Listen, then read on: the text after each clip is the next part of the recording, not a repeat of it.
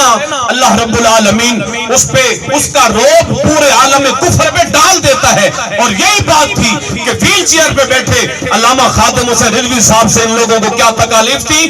وجہ یہ تھی اس مرد کلندر نے حق کا جھنڈا اٹھایا, حق کا نعرہ لگایا اور عالم کفر کو بتا دیا کہ 1400 سال بھی بعد اگر نبی پاک صلی اللہ علیہ وآلہ وسلم کا کوئی غلام غیرت مند ہو تو پورے عالم کفر کو ڈرانے دھمکانے کے لیے وہ ایک مرد کلندر ہی کافی ہوا کرتا ہے. تو میں یہ عرض کرنا چاہتا ہوں یہ اسلام کو عزت عروج مسلمانوں کو دین اسلام کی وجہ سے ملا تھا, اور جب تک اس امت کا تعلق دین اسلام کے ساتھ, قرآن کے ساتھ, نبی پاک صلی اللہ علیہ وسلم کی ذات کے ساتھ مضبوط تھا تو اس امت کی کسی بہن کی طرف کوئی بدبخت میلی آنکھ بھی دیکھنے کی جرت نہ کرتا تھا. لیکن آج کیا وجہ ہے؟ کشمیر لٹ گیا, برما کی بہنوں کے کباب بنا کے برہمن کھا گئے, فلسطین کے اوپر یہودیوں نے آ کے اپنے جھنڈے گاڑ دیے, پورے عالم کفر نے اٹھ کے امت مسلمہ کو جناب والا زبو حالی کا شکار کر دیا. وجہ کیا بنی؟ میں نے اقبال سے پوچھا, اقبال آپ ہی بتا دیں کہ کیا وجہ بنی امت مسلمہ کا یہ عروج کہاں چلا گیا کہ جب محمد بن قاسم, صلاح الدین ایوبی, شیر شاہ سوری, سلطان محمود غزنوی, طارق بن زیاد, یوسف بن تاشفین جب اسلام کا جھنڈا لے کر نکلا کرتے تھے تو عالم کفر کی بڑی بڑی پاوروں کو اپنے پیروں تلے رون دیا کرتے تھے. اقبال کیا زمانہ وہ واپس نہیں پلٹے گا؟ کیا کشمیر کی بچیاں ہمیشہ چیختی ہی رہیں گی؟ کیا ان کی رکھوالی کے لیے کوئی محمد بن قاسم دا وارث کبھی نہیں آنا؟ کیا سلطان صلاح الدین ایوبی کے وارث نے آ کر کبھی فلسطین کے اوپر سے یہودیت کا جھنڈا اتار کے اسلام کا جھنڈا دوبارہ نہیں لہرانا؟ کیا برما کے لٹتے ہوئے مسلمانوں کی آواز کسی نے نہیں بننا؟ کیا مودی سے بابری مسجد کی شہادت کا بدلہ کبھی کسی نے نہیں دینا؟ اقبال نے کہا نا نا نا نا, اپنے ماضی کو پلٹ کے دیکھ. ہاں اقبال بتا, ہم توجہ کرتے ہیں. اقبال بول. اقبال کہتے ہیں تمہارا ماضی یہ ہے کہ نکل کر صحرا سے جس نے روما کی سلطنت کو الٹ دیا تھا. اقبال کہتے ہیں وہ تمہارے ہی آباء و اجداد تھے. اے مسلمان نوجوان, ہم ان لوگوں کے وارث ہیں جنہوں نے پیٹ پہ پتھر باندھ کے, ٹوٹی ہوئے جوتیاں پہن کے, ٹوٹی ہوئی تلواریں اٹھا کر محمد عربی کے دین کا جھنڈا اٹھایا اور دریاؤں کو چیرتے ہوئے, پہاڑوں کو کراس کرتے ہوئے, درختوں کو عبور کرتے ہوئے اور جنگلوں کو عبور کرتے ہوئے انہوں نے جا کر 2 سپر پاوروں کو اپنے پیروں تلے روند کے رکھ دیا تھا اور زمانے کو بتایا تھا کہ ہم محمد عربی کے وہ غلام ہیں.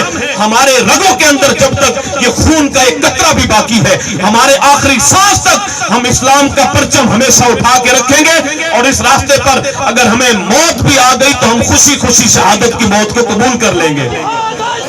لبیک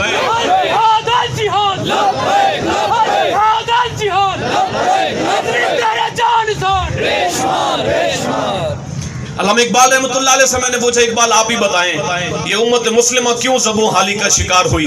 اس امت کا وقار کہاں چلا گیا؟ اس امت کا پروٹوکول, اس کا اعزاز تکریم, اس کا بانک پن عروج کہاں چلا گیا؟ اقبال کہتے ہیں اس لیے چلا گیا کیونکہ اس امت کا تعلق دین اسلام اور آمنہ کے لال سے کمزور ہو چکا تھا. اس کا تعلق قرآن پاک سے کمزور ہوا.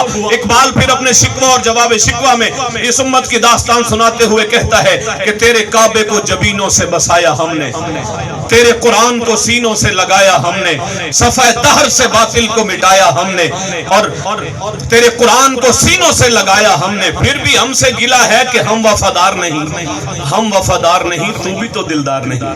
جب یہ شکوہ کیا اور پھر جواب شکوہ کے اندر اقبال نے جب قلم اٹھایا کہ اس شکوے کا جواب میرے رب نے یہ دیا کہ میرے قرآن کو سینوں سے لگایا کس نے, میرے کعبے کو جبینوں سے بسایا کس نے, صفحہ دہر سے باطل کو مٹایا کس نے, تھے وہ آبا تو تمہارے ہی پر تم کیا ہو, ہاتھ پہ ہاتھ دھرے منتظر فردا ہو, وارث قوم کی وہ پختہ خیالی نہ رہی, برق طبعی نہ رہی, شعلہ مکالی نہ رہی, رہ گئی رسم اعزاں روح بلالی نہ رہی, مسجد مرثیہ خواہ ہے کہ نمازی نہ رہے, یعنی وہ صاحب اوصاف حجازی نہ رہے. تیرے صوفے ہیں فرنگی, تیرے قالی ہے ایرانی, خون کے آنسو رلاتی ہے جوانوں کی تن آسانی, ہر کوئی مست میں ذوق تن آسانی ہے, تم مسلمان ہو یہ انداز مسلمانی ہے، وہ معزز تھے زمانے میں مسلمان ہو کر، وہ معزز تھے زمانے میں مسلمان ہو کر، اور تم خوار ہوئے ہو تاریک قرآن ہو کر۔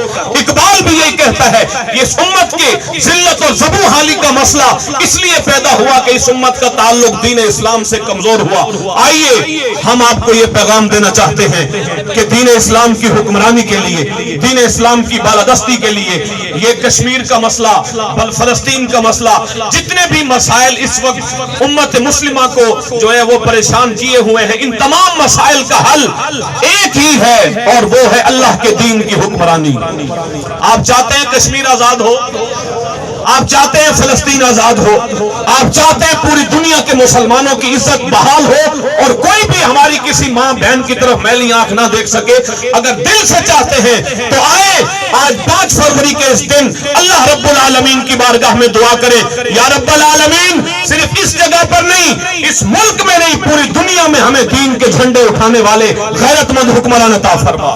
یا رب العالمین دین کے ساتھ کھڑے ہونے والے، نبی پاک صلی اللہ علیہ وسلم کی عزت و ناموس پہ پہرا دینے والے ایسے غیرت مند حکمران عطا فرما کہ جیسی غیرت تو نے سلطان صلاح الدین ایوبی کو عطا فرمائی تھی، یا رب العالمین جیسی غیرت سلطان نور الدین زنگی کو عطا فرمائی۔ مالک آج ہم اپنی جھولیاں پھیلا کے تیری بارگاہ میں یہ عرض کرتے ہیں، یا رب العالمین ہمیں غیرت مند حکمران عطا فرما، ہمیں دین کی غیرت رکھنے والے، نبی پاک صلی اللہ علیہ وسلم کی عزت و ناموس کے پہرے دار اور پوری دنیا کے مسلمانوں کی آواز بن کے ان پر عملی اقدام اٹھانے والے اور ان کی رکھوالی کرنے والے کوئی غیرت مند سلطان صلاح الدین ایوبی اور محمد بن قاسم جیسے حکمران عطا فرما، سلطان نور الدین زنگی رحمت اللہ تعالی علیہ جیسے ہمیں حکمران عطا فرما۔